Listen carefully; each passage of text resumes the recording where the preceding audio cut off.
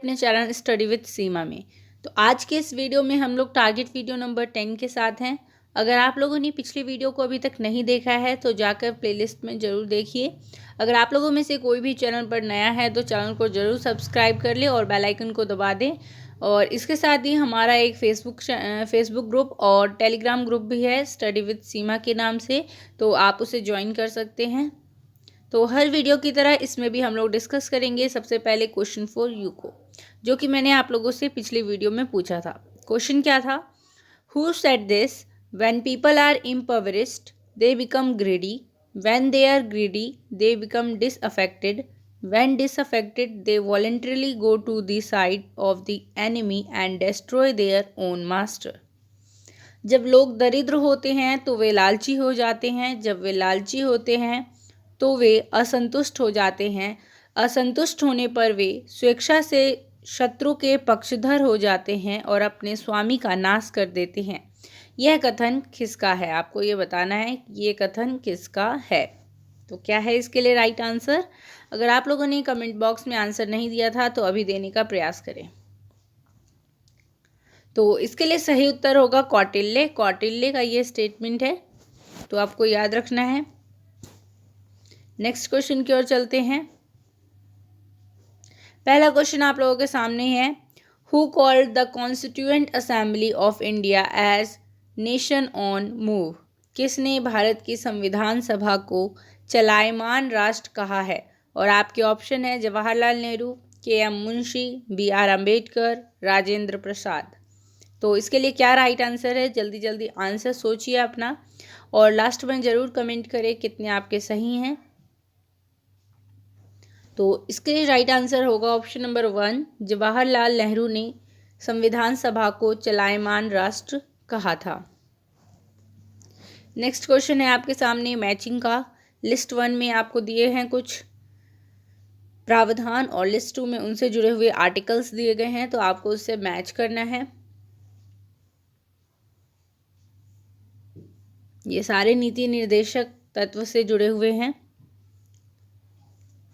तो जल्दी जल्दी मैच करिए। कौन से आर्टिकल में है ग्राम पंचायत का गठन, कौन से आर्टिकल में है एक समान नागरिक संहिता। तो जल्दी जल्दी अपने आंसर को सोचिए।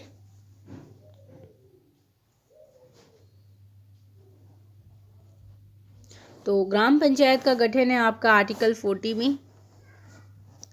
यूनिफॉर्म सिविल कोड यानी समान नागरिक संहिता का प्रावधान है आर्टिकल 44 में। ठीक है। एग्रीकल्चर एंड एनिमल हस्बेंड्री, कृषि और पशुपालन है आपका आर्टिकल 48। और separation of judiciary from executive, न्यायपालिका का कार्यपालिका से पृथककरण का प्रावधान है आर्टिकल 50 में। ठीक है, तो आपको ये ध्यान में रखने हैं। तो इसके लिए राइट आंसर क्या होगा? ए का थर्ड ऑप्शन किस किस में है? केवल एक ऑप्शन में है और वो है ऑप्शन नंबर 1। तो इसके लिए ऑप्शन नंबर 1 करेक्ट आंसर होगा। नेक्स्ट क्वेश्चन की ओर बढ़ते हैं। Which group is related to traditional perspective of political theory? कौन सा राजनीतिक सिद्धांत के परंपरागत परिप्रेक्ष्य से संबंधित है? तो आपको बताना है इनमें से कौन से थिंकर ट्रेडिशनल पॉलिटिकल थियरी से जुड़े हुए हैं।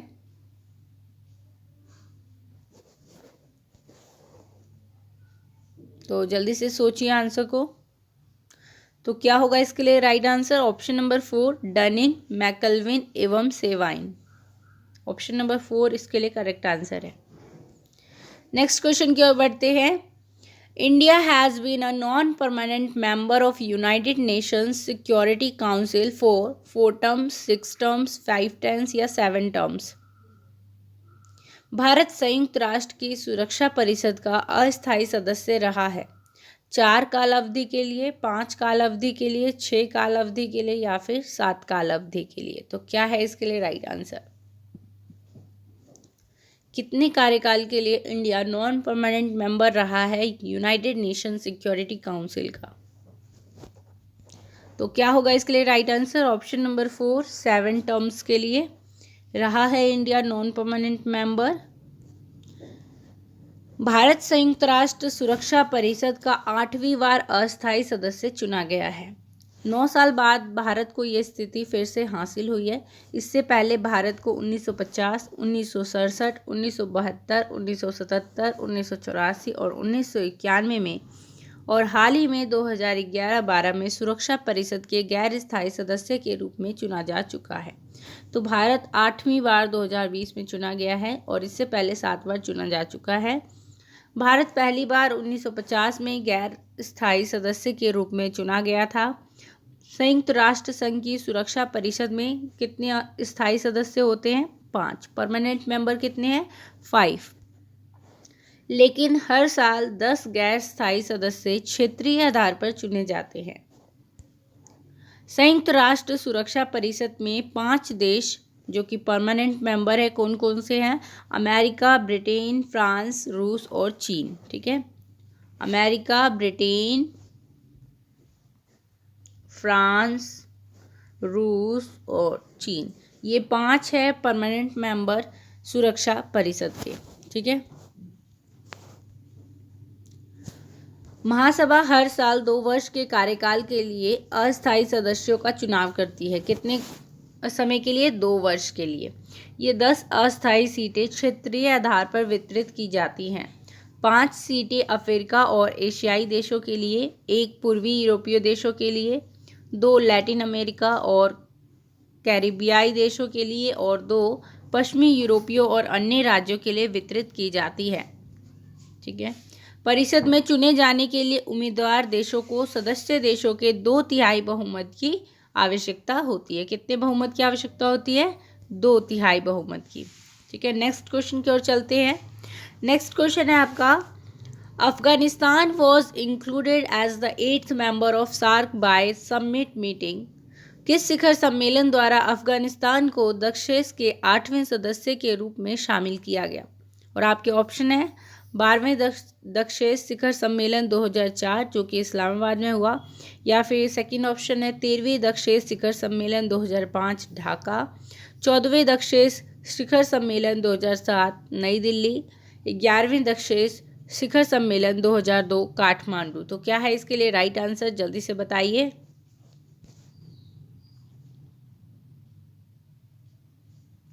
तो इसके लिए राइट आंसर है 14वें दक्षेस शिखर सम्मेलन 2007 के द्वारा अफगानिस्तान को सार्क में शामिल किया गया। दक्षिण एशियाई क्षेत्रीय सहयोग संगठन, जिसे हम दक्षेस के नाम से जानते हैं, दक्षिण एशिया के 8 देशों का आर्थिक और राजनीतिक संगठन है।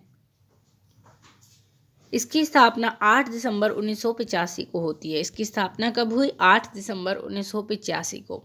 भारत, पाकिस्तान, बांग्लादेश, श्रीलंका, नेपाल, मालदीव और भूटान द्वारा मिलकर इसकी स्थापना की गई थी।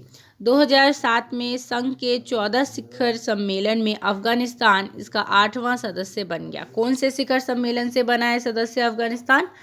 14वें शिखर सम्मेलन से, जो कि 2007 में होता है। ठीक है, तो आपको ये ध्यान में रखना है। तो 14वें शिखर सम्मेलन से अफगानिस्तान अप्रैल 2007 में सार्क का सदस्य बनता है। ठीक है,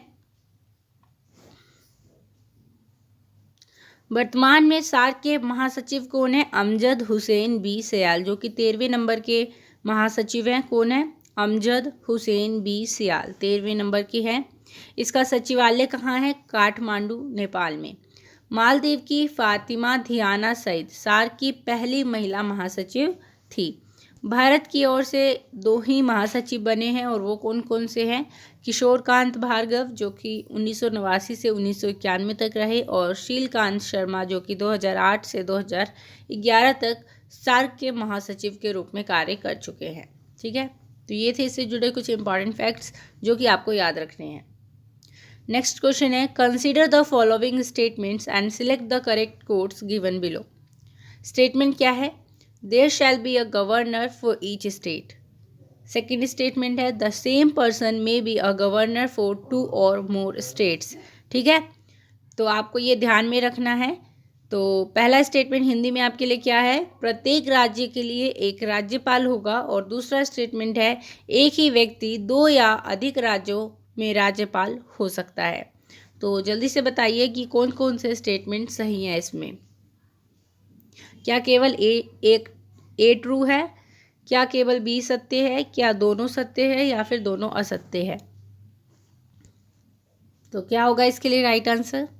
तो ये दोनों ही कथन सत्य हैं कि प्रत्येक राज्य के लिए एक राज्यपाल होगा और एक ही व्यक्ति 2 या 2 से अधिक राज्यों के लिए राज्यपाल हो सकता है। तो ऑप्शन नंबर 3 इसके लिए बिल्कुल करेक्ट आंसर हो जाएगा।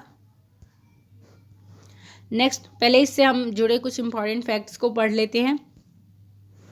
भारतीय संविधान का भाग 6 देश के संघीय ढांचे के महत्वपूर्ण हिस्से यानी राज्यों से संबंधित है। संविधान के अनुच्छेद 152 से 237 तक राज्यों से संबंधित विभिन्न प्रावधानों का उल्लेख किया गया है। अनुच्छेद 153 के अनुसार देश में प्रत्येक राज्य का एक राज्यपाल होगा। साथ ही एक व्यक्ति को 2 या 2 से अधिक राज्यों के लिए राज्यपाल के रूप में नियुक्त किया जा सकता है। तो ठीक है, आर्टिकल 153 में ऐसा लिखा गया है कि प्रत्येक राज्य के लिए एक राज्यपाल होगा और एक ही व्यक्ति 2 या 2 से अधिक राज्यों के लिए राज्यपाल नियुक्त किया जा सकता है। अनुच्छेद 155 के अनुसार राज्यपाल की नियुक्ति किसके द्वारा की जाएगी? राष्ट्रपति के द्वारा।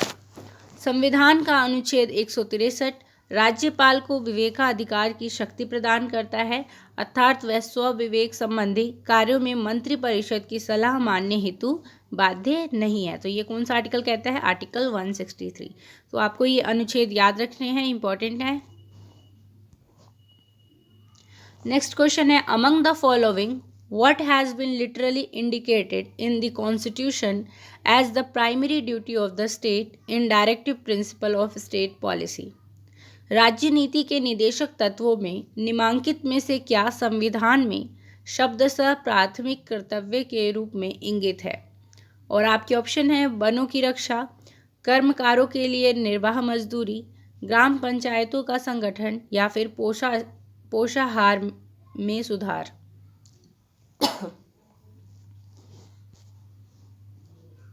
तो क्या होगा इसके लिए राइट आंसर? तो इसके लिए राइट आंसर होगा option number 4, to raise the level of nutrition, पोषाहार स्तर में सुधार राज्य का प्राथमिक कर्तव्य बताया गया है। अनुच्छेद 47 के अनुसार राज्य अपने लोगों के पोषाहार स्तर और जीवन स्तर को ऊंचा करने और लोक स्वास्थ्य के सुधार को अपने प्राथमिक कर्तव्यों में मानेगा और राज्य विशिष्टतया मादक पेयों और स्वास्थ्य के लिए हानिकर औषधियों के औषधीय प्रयोजन से भिन्न उपभोग को प्रतिषेध करने का प्रयास करेगा। ठीक है। नेक्स्ट क्वेश्चन है, the structural factor which led to improvement in Indo-US relation in recent time is। जिस ढांचागत तत्व से वर्तमान समय में भारत अमेरिका संबंधों में सुधार आया है वह है, आपके ऑप्शन है भारत में आर्थिक सुधार, ऑप्शन बी है उत्तरोत्तर भारतीय सरकारों का अमेरिका समर्थक दृष्टिकोण, थर्ड ऑप्शन है अमेरिका में बड़ी संख्या में प्रवासी भारतीयों की मौजूदगी, और ऑप्शन 4 है शीत युद्ध का अंत और सोवियत संघ का विघटन। तो क्या होगा इसके लिए राइट आंसर?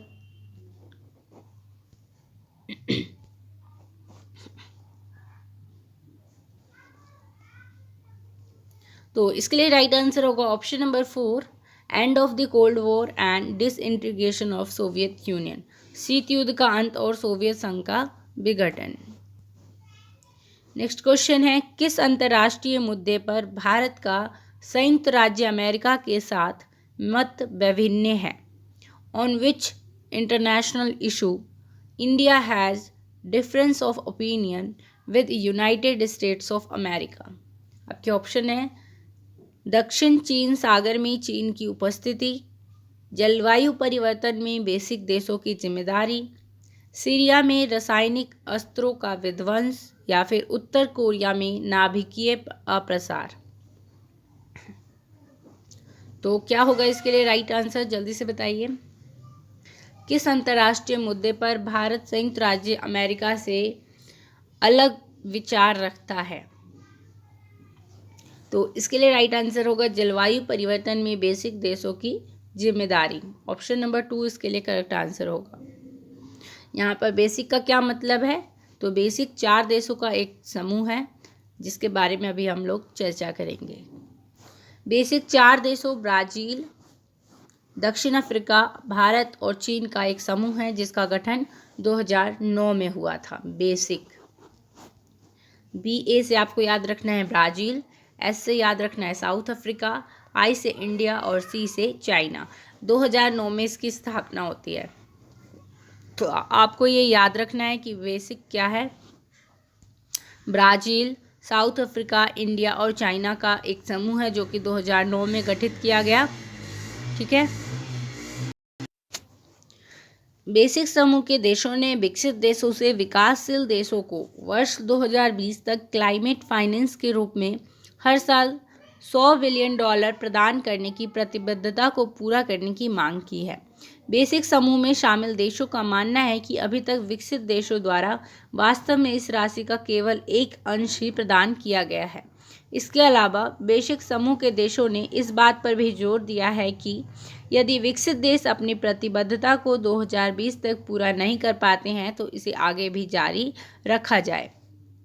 इस बैठक के बाद बेसिक समूह के देशों के बीच COP24 तथा G77 सहित अन्य कई मंचों पर पर्यावरण संरक्षण संबंधी प्रतिबद्धताओं का पालन करते हुए विकासशील देशों के हितों के संरक्षण की आवाज़ एकजुट होकर उठाने पर सहमति बनी है।